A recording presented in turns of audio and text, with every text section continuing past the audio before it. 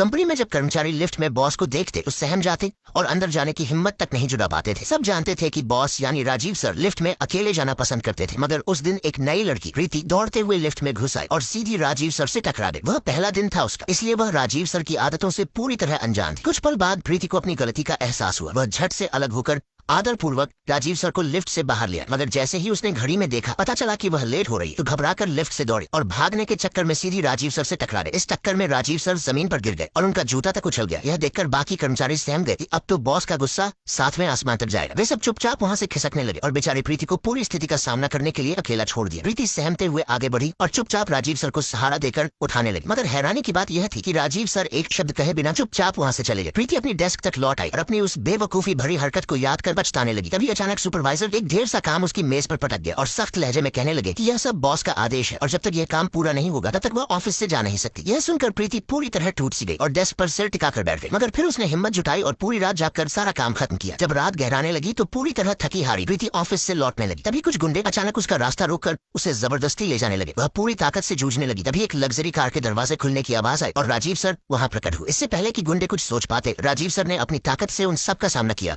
और सभी गुंडे भाग खड़े हुए। गुंडों को भागते देख प्रीति का अंदाज बदल गया। जो कुछ पल पहले सहमी सकुचाई सी थी, अब वह पूरी तरह निडर और घमंडी सी हो गई। यह देखकर राजीव सर ने आगे बढ़कर उसका हाथ थामा और चुपचाप अपनी कार में बैठने का इशारा किया। जब दोनों कार में बैठ गए तो प्रीति झुककर राजीव सर के चेहरे से धूल मिटाने लगी। सहायक जो आगे बैठा हुआ यह सब देख रहा था, जानबूझकर गाड़ी का स्टीयरिंग अचानक मोड़ने का नाटक किया, जिससे प्रीति सीधी राजीव सर की बाहों में जा गई। सहायक यह देखकर शरारत से मुस्कुराने लगा, मगर इस झटके से राजीव सर थोड़े चकरा गए। फिर भी राजीव सर ने सहायक की इस शरारत को दिल से सराहा और इनाम में उसकी सैलरी तिगुनी कर दी, क्योंकि वह प्रीति को बेहद पसंद करने लगे थे और उस पर पूरी नरमी और सहानुभूति जता रहे थे।